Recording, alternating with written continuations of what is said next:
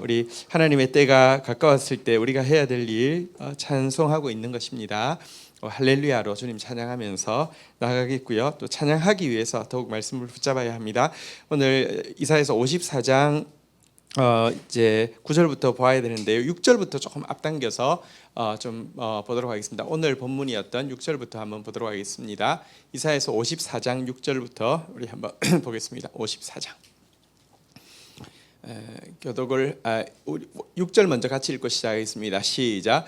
여호와께서 너를 부르시되 마치 버림을 받아 마음에 근심하는 아내 곧 어릴 때 아내가 되었다가 버림을 받은 자에게 함과 같이 하실 것임이라 내 하나님께서 말씀하셨느니라.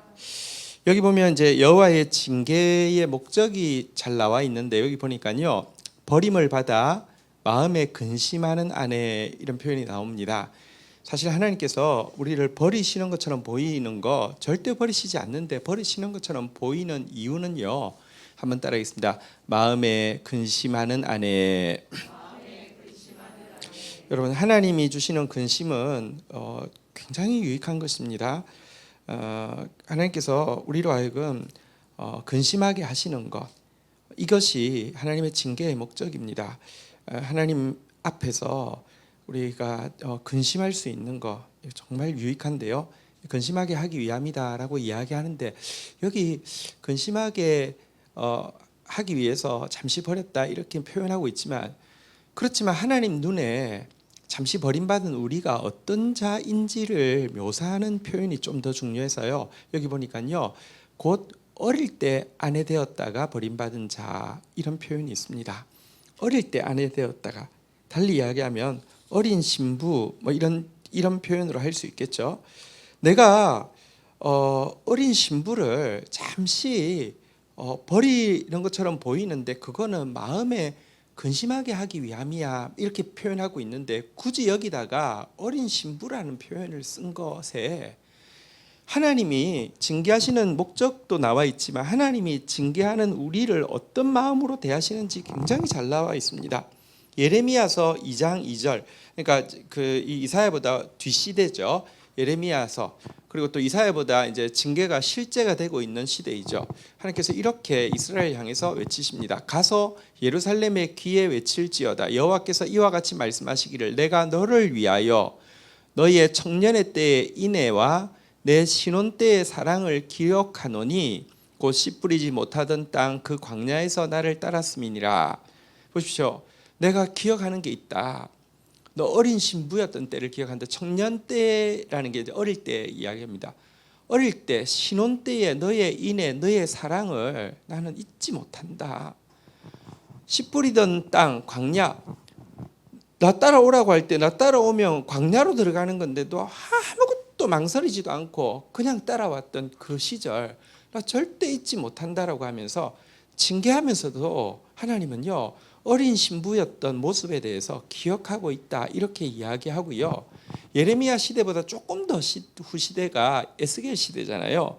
에스겔 때는 이미 성전이 무너졌잖아요. 에스겔 16장 60절 한번 볼까요? 이렇게도 말씀하고 있습니다. 같이 한번 읽도록 하겠습니다. 시작.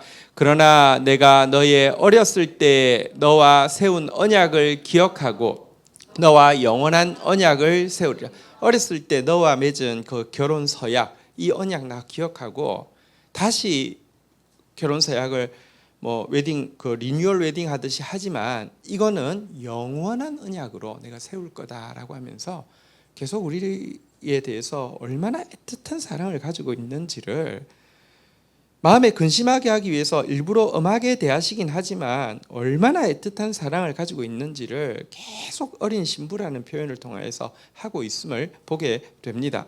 그래서요, 이 어린 신부 같은 우리에게 엄하게 하시고 나서는요, 7절 8절 오늘 본문으로 가보도록 하겠습니다. 이사야서 54장 7절 8절 한번 볼까요? 내가 잠시 너를 버렸으나 한번 따라하겠습니다. 큰 긍휼로 너를 모을 것이요. 잠시 마음에 근심하게 하기 위해서 버린 것처럼 보이지만 비교할 수 없이 큰 긍휼로 막 뜨거운 사랑으로 너를 다시 모을 것이다 라고 이야기하고요. 8절도 한번 볼까요? 내가 넘치는 진노로 내 얼굴을 내게서 잠시 가렸으나, 진짜 무서운 얼굴로, 그리고 정말 화가 난 것처럼 보이면서 내가 잠시 외면했지만, 한번 따라하겠습니다. 영원한 자비로 너를 긍휼히 여기리라. 보십시오. 징계는요, 우리한테는 마음에 근심하게 하기 위함인데요. 다시 이야기합니다. 징계하면서도 우리만 보면요, 이 신혼 때, 어릴 때에 정말 아무것도 없는데도 주님만 바라보고 좋아하고 주님만 따라왔던 그 모습을 잊지 못하고 징계하시고는요, 징계했다는 사실 때문에 잠시 내가 엄하게 했고 잠시 얼굴을 가렸던 거, 이것 때문에, 잠시 버렸던 것, 이것 때문에 큰 긍휼, 영원한 자비로 너에게 대하겠다, 이렇게 이야기하는 것입니다. 하나님은 자신이 잠시 버린 것, 잠시 외면한 것 때문에 비교할 수 없는 긍휼로 이스라엘을 대하겠다, 이렇게 이야기하고 있습니다. 이것이 징계 가운데 있는 우리를 향한 주님의 마음입니다.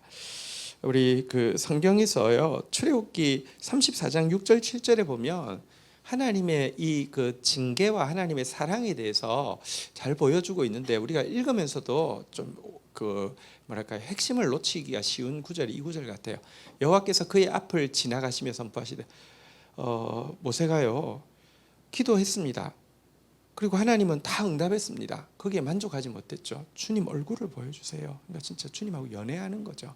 근데 이제 아무리 사모하지만 인간은 죄인이기 때문에 그 모습을 보면 우리는 너무 절망적인 내 모습 앞에서 그냥 진짜 자살을 하든지 감당이 안 됩니다. 그래서 그 바위 갈라진 틈에 들어가게 하고 손으로 막고는 하나님의 등을 보여주시는데요. 보여주실 때 하나님 주신 말씀이죠.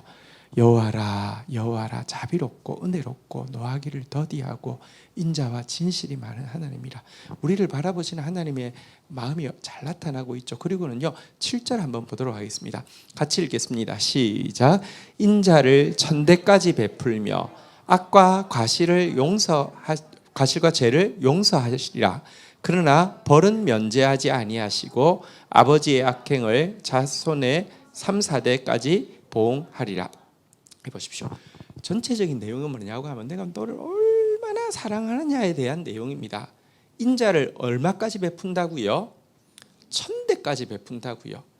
악, 과실, 죄는요, 우리의 이제 뭐 고의적인 거, 아니면 뭐 무지해서, 뭐 아니면 뭐 그 뭐랄까 그 여러 번 뭐 어떤 모든 종류의 죄에 대해서 한번 따라야겠습니다. 용서하리라. 인자를 1000대까지 베풀고 용서하리라. 이게 이제 핵심이죠. 근데 그 뒤에 나와 있는 이 구절에 보니까요, 그런데 별은 면제하지 않는다. 그리고 아버지 악행을 3, 4대까지 보응한다. 이렇게 돼 있는데 한번 보십시다. 이 전체 내용은요, 하나님의 사랑이 하나님의 진노에 비해서 비교할 수 없다라는 내용이 핵심인데요. 우리는 앞에 거는 별로 그냥 관용구처럼 넘겨버리고 뒤에 여기 이 구절에 집중합니다. 벌은 면제하지 않는다. 자손 3, 4대까지 보응한다. 이거에 집중합니다. 그리고는요, 심지어 이런 이야기도 하죠. 한때 뭐 가계에 흐르는 뭐 조상의 저주를 끊으라 뭐 이러면서 윗대가 잘못한 거 밑대에서 벌 받는데 그거를 찾아서 안 끊어놓으면 계속 저주가 임한다는 식으로 이야기합니다. 이거는요, 어릴 때 우리 기독교도요, 한국 기독교가 사실은 우리 윗세대만 넘어가도 다 무당 찾아가던 세대였잖아요. 무당 찾아가면 항상 하는 말이 이런 거잖아요. 네 증조 할머니가 돈을 떼먹어서 내 돈 떼먹었으면 이런 거 그게 그 말처럼, 그러니까 이 이야기에서 그걸 듣는 거예요. 한번 생각해 보십시오. 1000대하고 3, 4대는 몇 배예요? 300배 이상이잖아요. 300배. 여러분 300배는 아예 비교 대상이 안 되는 거예요. 뭐 우리가 싸움을 한다 그래도 저 한 내보다 2배 정도 강한데, 이때는 뭐 한번 그래도 우리가, 아니 이순신 장군이 지금 한산에서요 이겼는데 한 2배 정도 많은데 이긴 거 대단한 거잖아요. 그거는 할 수 있지만 300배는 일단 게임이 안 된다는 거예요. 하나님의 사랑이 너무 많다는 이야기를 하고 있는데 요거는 그냥 다 흘려보내고 벌을 면제하지 않는다. 아이고 무서워라. 조상의 죄를 3, 4대까지 갚는데 혹시 뭐 우리 윗대에서 뭐 떼먹은 거 없나? 이러고 있어요. 근데 보세요. 여기에 1000대까지 이야기하고 다시 이야기합니다. 용서하리라. 그러나 용서하리라. 그러나 면제하지 않는다는 말은 여러분 이거는 이 벌이 죽으라고 때리는 게 아니라 고치라고 때리는 사랑의 매라는 뜻이지. 근데 이거를요 무슨 뭐 무당 돈 떼먹어가지고 저주를 받 그런 식으로 성경을 보니까요 전혀 그 말이 아니잖아요. 비교할 수 하나님의 징계에 비해서 하나님의 사랑은 비교할 수 없다. 잠시지만 영원한 큰 긍휼을 가지고 있다. 그리고 그렇지만 하나님은 사랑하기 때문에 사랑의 매는 포기하지 않는다. 그게 이제 성경 전체의 가르침이죠.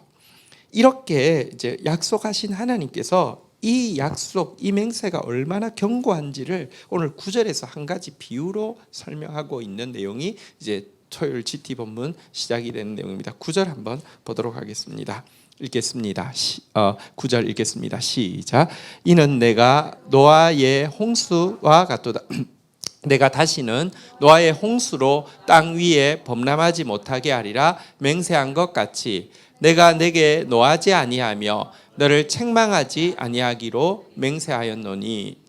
여러분 지금 이 언약 내가 잠시 버렸지만 큰 긍휼로 모은다.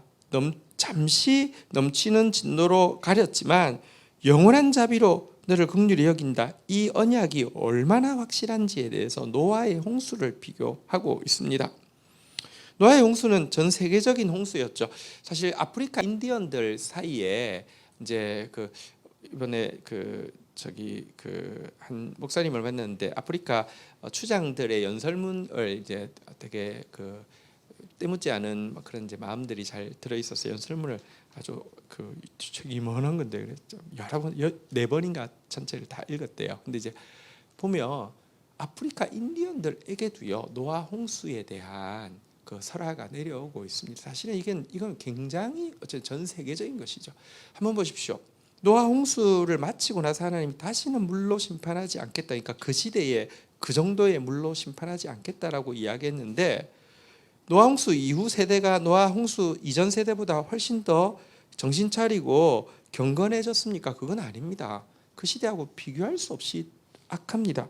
그렇지만 이 약속이 너무 분명해서 무지개 언약이 너무 분명해서 홍수 심판으로는 다시는 인류를 그때처럼 심판하는 일은 없을 것입니다. 그런데 이 홍수 노아와 맺은 무지개 언약보다 훨씬 더 강력한 것이 지금 너희를 향한 나의 영원한 긍휼, 큰 긍휼의 언약이다라고 이야기하고 있습니다. 그래서요 10절 한번 같이 읽겠습니다.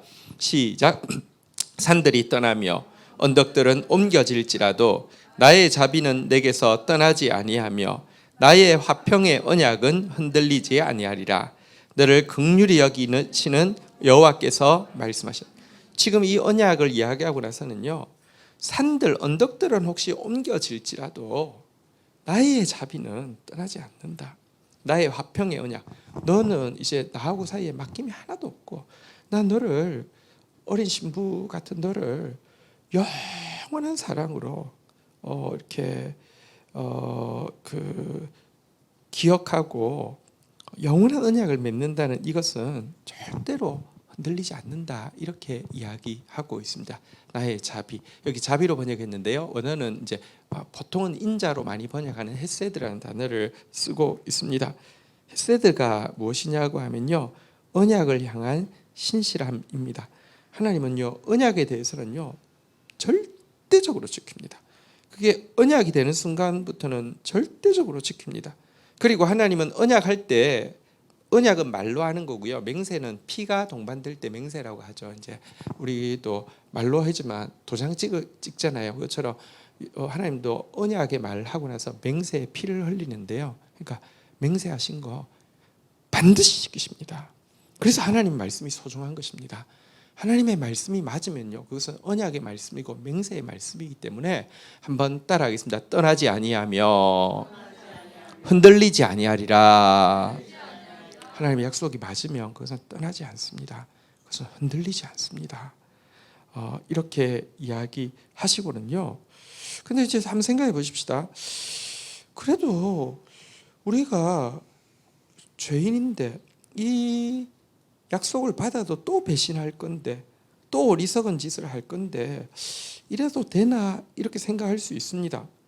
하나님은 공의로우신데 우리의 죄를 아시고 이후로도 범죄할 것을 아심에도 불구하고 자기가 맹세한 것 때문에 이렇게 지키시는 거, 이거 좀 너무 무모한 짓 아닌가, 이렇게 생각할 수 있습니다. 예, 맞습니다. 우리를 보면 맞는데요, 하나님은 공의로우신데 우리의 죄값하고 비교할 수 없을 만큼 공의의 값을 치르셨죠. 아들을 우리를 위해서 아끼지 않을 결정을 해놓았기 때문에 이 언약이 영원히 유효한 것입니다. 하나님의 공의를 절대 깨트릴 수 없습니다. 우리의 어떤 죄도 하나님에 대해서 사단이 당신 너무 불공평해요, 내로남불이에요, 당신 편도 다 그냥 감싸요, 아무도 말할 수 없게 만드시는 게, 하나님은요 이것에 대한 이 공의로우신 당신의 성품에서 조금도 위배되어지지 않도록 우리를 위해서 자기 아들까지 버릴 것을 결정해 놓으셨기 때문에 이 언약은 떠나지 않고, 이 언약은 흔들리지 않는 것입니다. 그러면서 이 언약이 이루어질 때의 우리의 모습에 대해서 11절에 12절에 이렇게 묘사하고 있습니다. 너 공고하며 광풍에 요동하여 안위를 받지 못한 자여 보라. 내가 화려한 채색으로 내 돌 사이에 더하며 청옥으로 내 기초를 쌓으며, 12절 같이 읽겠습니다. 시작. 홍보석으로 내 성벽을 지으며 성류석으로 내 성문을 만들고 내 지경을 다 보석으로 꾸밀 것이며. 자, 11절에 보니까요, 우리의 현재 상태를 이렇게 묘사하고 있는데요, 한번 따라하겠습니다. 너 곤고하며 광풍에 요동하여 안위를 받지 못한 자여. 자, 우리에 대해서 두 가지를 쓰고 있는데요, 한번 따라하겠습니다. 공고하며 요동하여. 자, 우리에 대해서 뭐 어떻게, 우리 상태가 얼마나 공고한지, 우리 상태가 얼마나 요동하는지에 대해서 무엇이라고 비교하고 있냐면, 여러분 그 배가 바다를 가고 있는데 갑자기 풍랑을 만나가지고요, 이제 이게 막 파선하게 됐어요. 그 배 위에 있는 사람의 묘사를 하고 있습니다. 배가 진짜 막 우리 유로굴라를 만났던 바울 일행을 한번 생각해 보십시오. 뭐 이 만났는데 제일 처음에는 이제 살 거라는 희망 때문에 아깝지만 다 버리잖아요. 이렇게 심지어 나중에는 큰 돛 같은 것도 다 버립니다. 그러니까 보조돛 정도만 놔두고는 항해 도구까지, 그러니까 뭐 화물은 전부 다 버렸고요. 그래서 사실 지중해 밑에는요 보물이 지금도 굉장히 많습니다. 하도 풍랑이 많았기 때문에 그거는 뭐 보물이 굉장히 많다고 하죠. 근데 다 버렸습니다, 살 희망 때문에. 그런데요, 그게 폭우가 계속 내리면서 보름 동안 방향을 알 수 있는 별도 뜨지 않고 막 비가 내리니까 살 소망이 끊어졌죠. 여러분 그때 그들, 그러니까 뭐 살 소망이 끊어지니까 먹을 힘도 없고 먹을 마음도 없고. 한번 생각해 보십시오. 배멀미 해보셨죠? 진짜 죽을 것 같거든요. 근데 그 정도가 아니잖아요. 그냥 편안하게 가도 그런데 이게 막 진짜 배가 막 이걸 한 보름 했다고 쳐보십시오. 얼마나 꼴은요, 꼴 같지 않겠습니까? 얼마나 공고하겠습니까? 막 전부 토한 자국이고 뭐다 찢겼고 막 먹지도 못했고 좀 뭐 머리를 감았겠어요. 뭐 어떻겠어요? 얼마나 공고합니까? 또 요동하는 거 막 계속 바로 서 있을 수도 없는 이런 상태. 그러니까 안위를 받지 못한 자예요. 그러니까 무엇도 위로가 안 되고요. 힘나지 않아요. 괜찮을 거야. 괜찮지 않아요.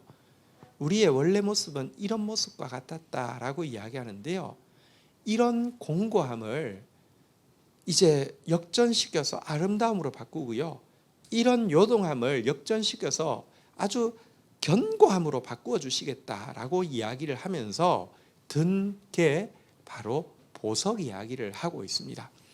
자, 너무 공고해서 초라해서 너무 비천해 보였는데요. 보석으로 꾸미는데 화려한 채석으로 내 돌 사이에 더하며, 그러니까 그 보석과 보석 사이에 접합부 있잖아요, 그죠? 이 접합 부분마저도 그냥 하지 않고 채색을 다 한다, 이런 뜻입니다. 그러니까 그 재료들은 전부 다 보석인데 보석과 보석의 접합부마저도 이렇게 채색을 넣는다, 뭐 이런 뜻입니다. 그래서 첫 번째 보석이 나오네요. 한번 따라하겠습니다. 청옥으로 내 기초를 쌓으며. 자, 청옥은 무엇일까요? 파란빛 나는 보석 뭐가 있죠? 예, 사파이어. 예, 사파이어를 이야기합니다. 사파이어가 이제 기초가 되어줍니다. 네, 자, 그 다음에 10절 한번 12절 한번 볼까요? 여기 보니까요, 홍보석으로 내 성문을 지으며. 홍보석, 붉은빛 나는 보석 뭐가 있죠? 루비. 예, 맞습니다. 루비. 보석에 다들 조예가 있으시군요. 네, 아름다우셔서 그래요. 네, 자, 루비로 성벽을 짓고는요. 여기 이제 성류석이라고 돼 있는데 영어 성경에 보니까 에메랄드라고 돼 있네요. 어쨌든 이 에메랄드로 성문을 만든다. 모든 지경을 보석으로 꾸민다, 이렇게 이야기를 하고 있습니다. 일단은 보십시오. 보석은 이제 두 가지죠. 하나는 아름답다는 거하고 하나는 견고하다는 거잖아요. 뭐 다이아몬드든지 보석들은 되게 뭐 돌보다 훨씬 단단하잖아요, 그죠? 그러니까 너희를 지금은 공고하고 초라한데 이후로는 보석처럼 아름답게 할 것이고, 지금은 요동하고 흔들리는데 이후로는 견고하게 하는데, 보석 우리 뭐 이름이 나왔지만 한번 그래도 한번 따라해 보겠습니다. 사파이어 같이, 루비 같이, 에메랄드 같이 만들어 주신다, 이렇게 이야기하고 있습니다. 예. 그리고는요, 13절에 보니까요, 내 모든 자녀는 여호와의 교훈을 받을 것이니 내 자녀에게 큰 평강이 있을 것이며, 보석같이 된 상태에서 여호와의 교훈을 받는다 자녀들이, 이렇게 이야기했는데요. 사실은 보석 중에 보석, 성경에 보면요, 값진 보화를 찾는 그 이야기가 나오잖아요. 그리고 값진 보화가 무엇인지 신약에서는 천국이라고 이야기하고 구약에서는 지혜라고 이야기하는데요. 어쨌든 여호와의 말씀이 진짜 보석이거든요. 우리가 보석같이 되고 우리의 자녀가 보석 같은 주의 말씀을 받아서, 여러분, 보석 중에서 제일 큰 보석, 축복 중에서 제일 큰 축복은 평안의 축복이거든요. 그러니까 보석 같은 평안을 누리게 될 것이다, 이렇게 이야기하고 있는 것입니다. 한번 따라하겠습니다. 보석 같은 영혼이 보석 같은 말씀을 받아 보석 같은 평안을 누리게 될 것입니다. 그래서 큰 평안이 있을 것이다. 아무도 빼앗아갈 수 없는 평안이 있을 것이다, 이렇게 우리에 대해서 이야기를 하고 있습니다. 어떻게 이런 일이 가능합니까? 14절 마지막 절인데요. 한번 같이 읽도록 하겠습니다. 시작. 너는 공의로 설 것이며 학대가 내게서 멀어질 것인즉 내가 두려워하지 아니할 것이며 공포도 내게 가까이 가지 못할 것이다. 여러분, 우리는 공의 앞에서는 무조건 기가 죽고 고개를 못 드는 존재였죠. 왜냐하면 공의 앞에서는 우리는 범죄자이기 때문에 그렇습니다. 그리고 공의 앞에 우리가 기를 못 펼 뿐만 아니라 학대를 받습니다. 검사인 사탄은요, 너 이거 하나님 기준에 너 죄지었지, 이렇게 이야기하고 나서는요, 그러니까 너는 이런 일 당해도 싸 하면서 계속 우리를 학대하고요, 우리를 정죄하게 하고요, 고발하고요, 공포에 빠지게 하고요, 두렵게 하고, 이게 우리였습니다. 우리 보석같이 않고요, 요동하고요, 우리 보석같이 않고요, 아주 공고한 존재인데요. 어떻게 우리가 보석 같은 영혼이 보석 같은 말씀을 받아 보석 같은 평안을 누릴 수 있게 되느냐? 지금부터는 우리 공의로 말미암아 기가 죽는 게 아니라 공의로 말미암아 설 수 있다는 것입니다. 하나님의 공의 이야기하면 나는 설 수 있습니다. 왜냐하면 예수님께서 하나님의 공의를 만족시켰고, 그것이 바로 우리 것이라고. 대속의 은혜라는 게 예수님이 공의를 만족시킨 게 우리가 공의를 만족시킨 게 되게 했기 때문에 공의의 심판대 앞에서 예수 그리스도 의지하여서 당당히 설 수 있게 하셨습니다. 그러니 사단이 고발자로서 학대하기 위해서, 그러니까 그 어뷰징하기 위해서 막 찾아왔다가 못하는 거예요. 도망가는 거예요. 더 이상 두려워할 것도 없고 공포도 이렇게 누릴 이유가 없기 때문에 보석처럼 아름다워지고 보석처럼 견고해진다, 이렇게 이야기를 하고 있습니다.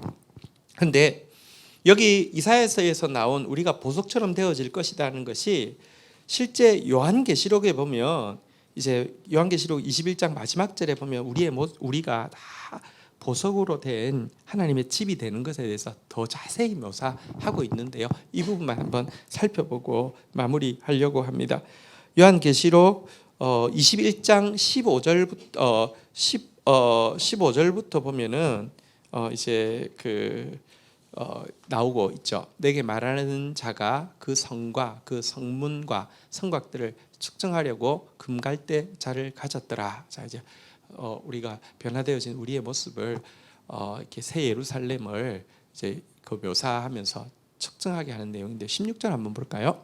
그 성은 네모가 반듯하여, 정방형이라는 뜻이죠. 길이와 너비가 같은지라 갈대자로 그 성을 측정하니 얼마라고요? 12,000 스타디온입니다. 길이와 높이가 똑같은 12,000 스타디온입니다. 12,000이라는 것은 12 곱하기 1000이잖아요, 그죠? 12는 완전 그 하나님의 백성, 완전한 하나님의 백성을, 또 1000이라는 것은 천천만만할 때 많은 무리를 이야기하죠. 그러니까 구원받은 많은 허다한 무리를 이야기하는 숫자임을 알 수 있습니다. 스타디온, 이 12,000 스타디온, 그러니까 한 몇 킬로 정도 될까요? 몇 킬로 정도 될까요? 킬로미터로 계산하면요, 12,000 스타디온은, 흥미로운 질문입니다. 맞아요. 굉장히 흥미로운 질문입니다. 예, 맞아요. 이런 거 알아야 된다. 스타디온. 예. 12,000 스타디온은 네. AI가 되게 똑똑한 것 같아요. 네. 예, 예. 12,000 스타디온은 2,400km입니다. 2,400km면 얼마나, 그러니까 진짜, 그러니까 내 줄을 길게 뽑으라고, 내 희장을 아끼지 말라고. 그러니까 정말로 우리가 하나님 앞에서 회복되어지면 얼마나 광대하게 되는지를 보여주고요. 17절 한번 볼까요? 성곽을 측정하니 144규빗이다, 이렇게 이야기했는데요. 144는 12 곱하기 10이잖아요, 그죠? 12 곱하기 12, 이것 역시 이렇게 그 구약과 신약에 구원받을 대표 12사도, 12 족장, 이것을 이제 합친 것, 곱한 것을 상징하잖아요. 어쨌든 구원받을 모든 사람들이 광대하게 하나님 앞에 서게 될 터인데 하면서 그들의 모습을 보석으로 이야기하는데 12보석이 여기에 나옵니다. 18절부터 교독을 하겠습니다. 제가 18절 읽겠습니다. 그 성곽은 벽옥으로 쌓였고 그 성은 정금인데 맑은 유리 같으라. 19절 읽겠습니다. 시작. 그 성의 성곽의 기초석은 각색 보석으로 꾸몄는데 첫째 기초석은 벽옥이요, 둘째는 남보석이요, 셋째는 옥수요, 넷째는 녹보석이요, 20절 제가 읽습니다. 다섯째는 홍만호요, 여섯째는 홍보석이요, 일곱째는 황옥이요, 여덟째는 녹옥이요, 아홉째는 담황옥이요, 열째는 비치옥이요, 열한째는 청옥이요, 12번째는 자수정이라 하면서 12보석으로 꾸며진, 그러니까 정말 화려하고 아름답고 정말 견고한 모습을 이야기하고 있습니다. 여기 나온 12개의 이름은, 그런데 구약 성경의 제사장의 이 그 옷에 있었던 12보석과 일치합니다. 실상 한글 이름으로 보면 4개가 구약에 나오는 제사장의 12보석과 한글 이름으로는 다르게 되어 있는데요. 영어로 보니까 2개만 다른데요. 그렇지만 이게 옛날 시대, 그러니까 영어도 뭐 사실은 이제 그렇게 오래된 그 시대의 이제 언어가 아니다 보니까 한 2개 정도는 아마 시대가 지나서 부르는 말이 바뀌었거나 아니면 지금은 정확하게 알 수 없는 보석이어서 그렇지, 어쨌든 이 계시록에 나온 12보석 이름이 구약 제사장에게 있는 12그 옷에 있는 보석 이름과 같다고 생각하는 것이 정확한 것 같습니다. 두 개의 차이가 있긴 있지만 아마 시대가 지나면서, 그러니까 정확하게 알지 못해서 바뀐 정도이지 정확하게 일치한다라고 보여집니다. 그러면 이게 무슨 뜻이 있을까요? 새 예루살렘에서 우리가 보석이 된다는 것은 우리가 다 대제사장이 되어서 예수님과 함께 온 우주를 축복으로 다스리는 사람이 되어질 것이다, 이런 의미를 가지고 있습니다. 성경은 계속 우리가 주와 함께 온 우주를 축복할 것이다 라고 이야기합니다. 지금 우리 우주선이 지금 달을 향해서 열심히 가고 있지만 사실은 아주 작은 일이고요. 우리가 주와 함께 축복의 대제사장이 돼서 온 우주가 우리 때문에 복을 받게 되고 온 우주가 보석처럼 아름답게 되어지게 하는 일을 할 것이다. 이게 우리 주님의 언약으로 말미암아 이루어질 우리의 모습이다, 이렇게 이야기하고 있습니다. 오늘 내용 정리를 간단하게 하면요, 하나님의 언약은 무지개 언약보다 더 견고해서 절대 우리를 향한 긍휼은 떠날 수 없다는 것 우리가 붙잡으십시다. 주님의 자비 때문에, 언약을 향한 신실함 때문에, 그리고 이미 지불하신 예수 그리스도의 공의의 대가 때문에 우리를 향한 주님의 이 자비는요, 한번 다시 따라하겠습니다. 떠나지 아니하며 흔들리지 아니하리라. 그리고요, 지금은 마치 풍랑에 이제 난파하게 된 배 위에 타 있는, 그래서 정말 초라하고 정말 어쩔 줄 모르고 요동하는 모습처럼 보이지만 가장 아름다운 사파이어, 에메랄드, 루비 대표 선수 세 개만 이야기했지만 이것처럼 아름다워지고 이것처럼 견고해지게 될 것이다, 이렇게 이야기했는데 이 모습이 무엇이냐? 우리가 예수 그리스도 대제사장이신 예수 그리스도를 닮아서 예수 그리스도가 되어서 가슴에 12보석을 품고 있는 것처럼 온 세상을 품고 축복하는 하나님의 사람이 될 것이다. 주와 함께 다스리게 될 것이다. 이것이 오늘 주님이 주신 약속의 말씀입니다. 결국 그렇게 이루어지게 될 것입니다. 우리 옆에 분들 이렇게 격려합시다. 당신은 보석보다 아름다운 사람입니다. 당신을 통해 온 우주가 복을 받을 것입니다. 아멘. 네, 우리 함께 자리에서 일어서셔서 함께 찬양하는 시간을 가지도록 하겠습니다.